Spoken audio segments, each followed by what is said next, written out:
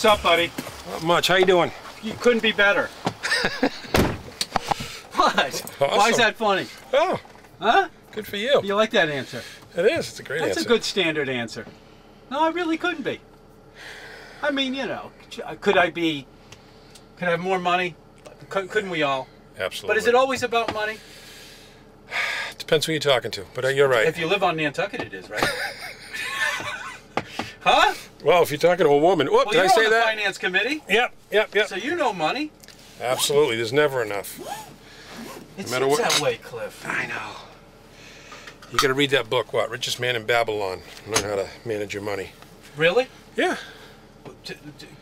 What is it about? I've never even heard of it. Richest Man in Babylon teaches you to save right off the top 10% of your income, then live within a budget. Basically. Really? Old book, little skinny little book. Good advice. I'll pick it up. You gotta read it. So how's your day going? It's going good. It's going well. All right. What are you working on? I just got a part for one of our weather instruments because that wind that blew, 95 miles an hour, broke a lot of stuff. Did we actually get a 95 mile an hour I think gust? so. Wow. I heard it was 80, but... Yeah, close enough. Yeah, close enough. Okay. Yep. And so that's what you do here at the airport. You maintain the equipment? Take care of some weather equipment, take care of the nav aids and communications and all the infrastructure that goes along with it. Yeah. Absolutely. That's your full-time job? Full-time job. Take care of all the radios in the tower, the radar display, the VHF Omni range system out at the Alta Rock. Okay. Which is another major nav aid. Is it? Yeah, they have them all over. That's the main nav aid that everybody navigates to throughout the country. I think there's like 5,000 of them. Oh wow! So Alta Rock is not only for just landing planes on Nantucket. It's a major navigation aid for the guys up top. It's basically the first one that all the jets hit when they come from Europe and they're coming back towards New York. Don't they come over the top of Maine though? Most of them, because and they come down this way, and okay. they latch onto that one. So what do they actually see when that Alta Rock shoots a signal? What do they actually? Well, it's an Omni range signal, so they as you fly, the flight management computer knows just where all the nav aids are, and it just locks onto it. And when I work for United, most jets have inertial navigation systems, so they just fly with gyros. So when they hit these targets, these Omni range systems, it just updates and verifies that the gyros haven't drifted and you're at where you're supposed to be. Okay. And then there's some radios out there that are hooked to New York Center, and so as they're approaching New York, they actually talk on radios here in Nantucket. So before we get going, what are your thoughts on this plane that's missing? As a guy who's takes care of all this kind of equipment too, what happens there? Is it just a dead spot? Is that unusual that there'd be dead spots like that? I guess over in Malaysia, you never know. It's a different world over there. When somebody's shutting off the ACARS computer and shutting off the transponder, it just makes you wonder that's something unusual. And then the plane flies for another 5 hours. So, and then you can only go by the information the press gives you. So that's always not so good. Right. You just don't know what to believe. But that's it just seems like foul play to me when somebody's shutting equipment off. Oh no, this is not where I want to go. Yeah. No. That's a dead end anyway, isn't it? Oh no, it loops around. But it's a dirt road though, right? No, it's tar again all the way around to the side. Is that tar down there still? Yep. All right, well let's go down there then. Well, Lily's house, we can stop here and talk to her. Who? If you're not afraid. Whose house? Lily Baker. Oh. What's going on with her? I don't know. Oh, she's a buddy of yours? Is that her there? No, that's not her. That's just a work. All right, well listen, I've asked you guys, you're all running for selectman, to pose 2 questions that you'll answer, but also you'd like the other candidates to answer. So let's start with Bob DeCosta's question to you. He says, what is the biggest priority for the town to address? What is the biggest priority for the town to address? Right this moment? I guess that's what you meant. There's always several, but I don't know, cleaning up the mess that's downtown as a result of all the sewer we've been putting in, I think they said they weren't going to pave it this summer. I was. I Yeah, think so. that's crazy. Because they're not going to be done. Well, I would hope the parts that they're done with, but maybe they're not. Yeah. So I don't know enough about it. But I mean, obviously they were putting in new sewer and water. So and you everything. think sewer is the? Well, I was hoping to clean up the town, but like you said, it's not a. It would be nice to look halfway decent for the summer, considering the business we're in. But obviously they have their reasons. So if they're not going to pave it, someone's made that decision. But I think another one of the big decisions we have to make is where the fire station's going to go, or what we're going to do with the fire station. So we really need to think about that, or? Right. I mean, if you talk to the chief and what the needs are and what the codes are as far as storing equipment and equipment that we need and things that you have to do, you know, we're now a victim of all that stuff as we have to adjust to the real world and follow the rules that everybody else follows, and as you build buildings and do different things. You know, we have to conform to all that, and it costs a lot of money. So, and then we have to build for the future. So if we're going to do something, we have to obviously make that decision and build, and hopefully build out where there's going to be room for the next 20 years. We don't move into something and it's already, you know, at capacity. And that space is a space that Stop and Shop would want. Do we know? I don't think Stop and Shop is as interested as they used to be. I was on the committee for one meeting. Tim Severino is on it, and yep. I took his place. And from the information that I received was that Stop and Shop wasn't as interested. They already have a plan to spin Stop and Shop and build it up against the property now, and then have parking in the other direction. Right. And I think they leased or bought some other property over there by the Boys Club, and yeah. they've got something going, some intentions. So maybe we should have sold it to them when they were interested? Maybe. And then in the same respect, I mean, it's still valuable, is what I'm saying? I mean, could we still sell it to somebody for something? I believe so. Or you know, as a town, I mean, then we're not making any more land, and when we sell it, it's gone. So it's still a building. Whether we could store the DPW stuff in there, or I mean, the amount of money we're going to get for it, $4 or $5 million, is it going to make that big of a difference as far as selling that to erect a new fire station? Should we just keep it, or you know? So those are the decisions town meeting has to make. All right. His second question: should there be a moratorium on summer events?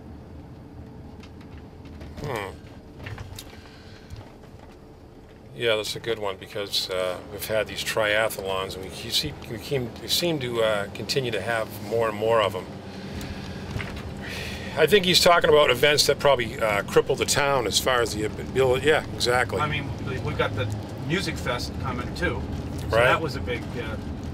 Everybody's wondering about how that's going to work out. You know, I think it's the traffic issues mostly, isn't it? Absolutely, and I think maybe when you do events, it's a good point by Bobby that maybe the events shouldn't impact the downtown area or different areas like that. Maybe, I don't know what events we could. If you're having a music event, a couple of years ago, I know they had the event, and the Juice guys had an event, but they had it out way out the Navy base. Right. So that was, I would think, a less of an impact versus trying to block off Cliff Road to have another race or something like that. I believe so. I don't know if we can handle another, at least in the summer, like Bobby says. I think that's a good idea. So moratorium, you agree with it? Yeah, absolutely. Okay, so here's Rick's question. First one: if you are elected, will you commit to seeing that the town lives up to its stated intention to secure alternative access to Baxter Road? When I secure, well, we have those articles this year to try to make a deal with some of the property owners that abut the what would be the access if the road disappears, whether we let them subdivide their property or make some sort of a deal with them with that respect. Yeah, so I mean, that's our responsibility. We have to do something to make access, if that's the question. I'm not going to drive down this road. Okay. Is this road ever going to get done? I don't know. We don't own this road, right? I think we do own this road. Huh. Well, I know Just it was another- a tough winter. Just another road. We've got a lot of roads that need to be fixed. Exactly. Okay, his other question. Do you believe that the town should give perpetual permission to private interests to construct erosion control projects on public land without the permission of the citizen owners? Obviously not. I mean, I think if I understand the question, we've already passed that at town meeting also, where it takes a town meeting vote to allow public-private erosion control, unless it's an emergency, I believe. Okay. Okay, Adam's question. Almost 10 years ago, voters of Nantucket approved the purchase of land opposite the new police station with the intention of being used for affordable housing, giving authority to the BOS to handle. We've built an $18 million police station, but nothing has been done to build affordable housing. What priority will housing play for you in relation to other possible capital projects? And do you support BOS's recent request to relieve themselves of responsibility for that land? He's got a bunch of questions inside this one. Yeah, I'm kind of confused on everything he says. We we initially bought the land for a fire station and a police station, and then somewhere along the line, I believe we added in the affordable housing thing, which never appeared. I know we're doing things for I always get the name wrong. Sacham's Path. Sacham's Path. So we're going forward with that for affordable housing. There's an article this town meeting to get rid of the 10 lots along the side of the property, which is the Fairgrounds Road property, and then just limit it to I think 3 or 4 lots along the backside. So I don't know if his premise was we initially decided to do that. I don't think we initially decided to do that. I think it just came about after we'd already bought the property.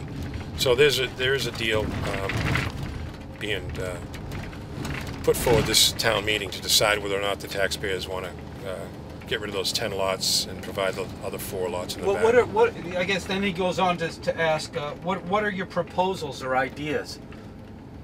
I mean, the town, to help with that. Well, you know what? I think the town itself should stay out of the management of the affordable housing. I think all we can do is basically provide land, whether it be forged with the land bank or the CPC, and let the people that do all the affordable housing handle it. Well, like I said, all we can do is probably give land in order to put the houses on. I don't want to try to collect rent and be a landlord and play that game. No, okay. What about apartments, though? What if we did have like an apartment complex where seasonal workers would actually have places for people? I mean, this year is going to be a tough one. Right, and I think we've been doing that, like the Loran station, those barracks we've had for the police for years out there. Yep. Could we do more, though? I guess we're going to be faced with that. So I mean, we can propose things like that, and like I said, town meeting's going to have to decide, because it's getting more and more expensive, not just to keep year-round help, but you're right, part-time help. Sorry. So right. Just an ongoing problem, Gino, or we're going to have to all commute every day. I'm going to be doing some shows on the Cape this summer too, so I'm kind of commuting the other way. Here's his second question. Do you believe there are long-term benefits to the community and our economy by being energy independent? What role should renewable energy play in the long-term vision and planning of our island? Well, we were energy independent, but if you remember the noise that we put up with downtown, and I don't think it's like I didn't know how bad my headache was until the pain went away. And I remember being downtown I was going to go fishing at like 3 in the morning, and I went down there, after those generators were gone, and for a while I sat there and went, wow, what's missing? Yeah. And it was that noise. It was incredible. So I don't think we want that back. As far as renewable energy, I'm not against the windmills, but I drive up towards Boston, and I think it's Kingston, where they've got those Class 1 windmills, and I think that just destroys the island's appearance when we're going to try to put those Class 1 windmills. It's crazy. I can see putting them offshore, but not on the land, and then we run into problems with like Falmouth did, having them too close to people's houses, and the flicker and the noise that comes at certain angles of the wind. So I think tidal energy I think is great. Solar energy is probably great, but it all has to be subsidized by the federal government, because as we've seen after we've crunched the numbers, that none of this stuff really pays for itself. Okay, well, you know, we're getting into your questions now, and you kind of mentioned something about the new fire station. I'm assuming you would put the money into a new fire station, and that was your question. Right, would you build a new fire station? Right, and I guess it's not just would you build a new one as much as would you refurb the old one? Would you there's been plans where people wanted to build a new fire station but put it somewhere else. So that's what that whole committee's going to come back and tell us about, whether or not we refurb the old one, we attach the new one if we're going to build one to the police station, and so that's another situation probably by next town meeting we're going to deal with, along with a school. And what are we doing with the school? There's too many kids in the school, and they're going to have a proposal, I believe, to expand the school, add to the school, build a new school. Wow. Yeah. All right, and your second question. Would you shift the debt from the sewer enterprise fund, from the sewer user to the tax levy, as proposed in a citizen's article at this year's town meeting? Right, and this was an argument we've had since. Maybe explain that to folks out there. Well, as a result of the one-third formula, one-third. New growth was supposed to pay for a third. The taxpayer was supposed to pay for a third, and the user was supposed to pay for a third. And as a result of the recession, the other one-third didn't show up. So that left the sewer user to absorb all the debt. And there's different arguments whether you're on septic. Well, I don't use the sewer, but the sewer is not designed for the resident of Nantucket. It's designed for the 60,000, 70,000 people who show up in the summer. So, and that's how we make our money. So why should the sewer user absorb an infrastructure or capital project that's contributing to better water quality and supporting the tourist industry? You know, any big capital projects, whether it's a school or a fire station, I believe should go in the tax rolls. That's how you feel about it? Oh yeah, it's cheaper. And that way everybody pays and it's out of the way. Versus, I think the sewer costs the average person $1,000. There's people basically, the argument is, some people's taxes, let's say $1,500. So they've got police protection, fire protection, schools, and every other thing that goes along with it for $1,500. And then their sewer is $1,200. Does that make any sense? Right. So the sewer could be $200 for everyone instead of $1,500 for the sewer user alone. And then you start saying, well, okay, we're going to build a new school. Well, I don't have kids in school, so why should I pay for the school? You know, you start that same, I don't say class warfare, but same argument when you do every project. All right. Well, Cliff, here you are again. Again. Tell the folks out there why you're running again and why you should be in this time. Why should they vote for you? Well, you've done it 4 times. Right. People decide.